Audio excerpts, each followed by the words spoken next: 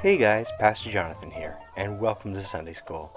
Today we're talking about obedience. Yep, that's the big word of the day today, obedience. I'm sure most of you have heard this word before, but if you're willing, we will be doing a deep dive into this subject. Now, to obey someone means to follow someone's direction or respect someone's authority. There are many reasons to obey someone.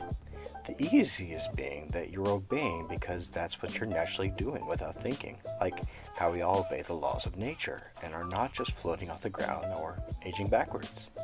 That would be really silly. You can also obey someone or something because you're afraid of what would happen if you broke the rules, like going to jail or getting a ticket, having your game stopped because someone cheated, or breaking your friendship with someone. Yep, those are the most common forms of obedience that most people think about. But there is one more, and that's because you love the person who's making the rules. This is the type of obedience that God wants from us, and my favorite place to read about it in the Bible is from the Gospel of John, chapter 14. Now, there is a lot going on in this chapter, a bunch of topics for a bunch of other videos. If you read it and see those things, feel free to comment on one of those topics in the comment section below. In this passage, most people jump right to verse 15. If you love me, you'll keep my commandments. There's nothing wrong with doing this, but the context here is so beautiful. And as my wife bears witness to, I love beautiful things.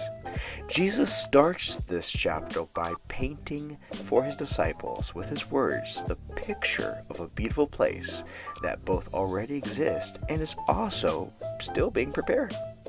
Then he tells them he's going there personally to do the preparing. One of Jesus' disciples asks how they get there, and you can almost see Jesus' expression here. A little chuckle and a flash of a huge grin, and him saying, I am the way, the truth, and the life. No one comes to the Father except through me. If you had known me, you would have known my Father also. From now on, you do know him and have seen him. Jesus went on to say, I do not speak of my own authority, but the Father who dwells in me. If you believe in me, you will also do the works that I do. Whatever you ask in my name, this I will do, that the Father may be glorified in the Son. So what does this have to do with obedience? Well, Jesus here is talking to the disciples first about his relationship with the Father, or in other words, God's relationship with himself. Second, he's talking about his relationship with the disciples, or in other words, our relationship with God. This passage delves deeply into the theology of the Trinity, or the fact that there is only one God, but yet at the same time, three distinct yet unified persons. Yeah, I know this is a huge concept and that it's one we will cover in a later video, but the unity of God with himself is key to our worship and to the understanding of this passage. So now back to the obedience portion of this video. Jesus in this passage again and again talks about being united with his Father, and how love and obedience is an integral part of that unity. He says, I don't speak of my own authority, but the Father who dwells in me. The important thing here to today's lesson is that Jesus is inviting us to participate in the relationship that he and his Father have.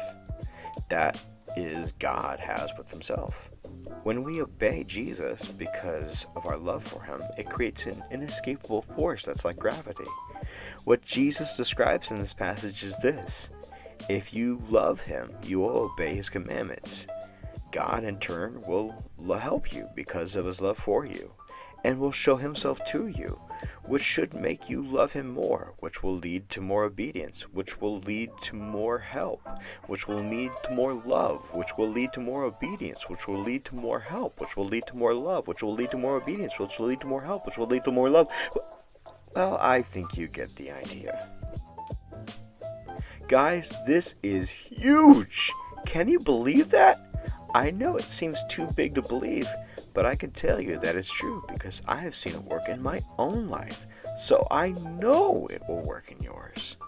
That's why I want to encourage you to show God love today by obeying Him, because you will feel His love come right back to you. Isn't that amazing? Well, guys, that's enough for today. I sure enjoyed talking to you, and I hope you enjoyed it too. Don't forget to like and subscribe, and have a happy Sunday.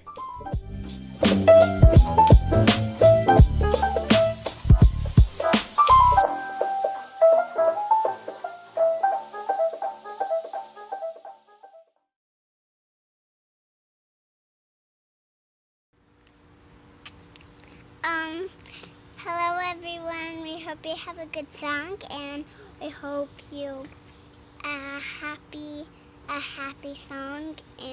And what song are we doing today? Who's the King of the Jungle? That's Bye. right.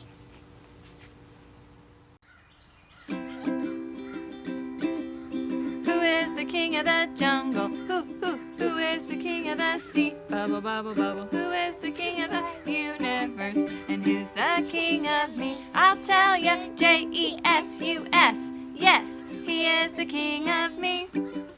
He is the king of the universe, the jungle and the sea. Bubble, bubble, bubble. Now do a monkey. Very good.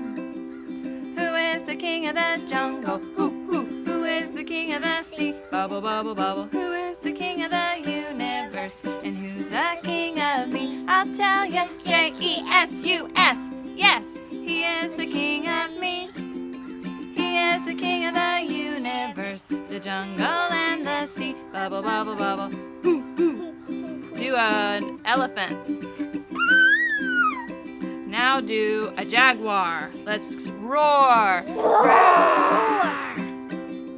Who is the king of the universe, the jungle and the sea? Who is the king of the universe, the jungle and the sea? Now do bubbles. Thanks for singing with us. Come again soon. Bye. You say bye? Bye.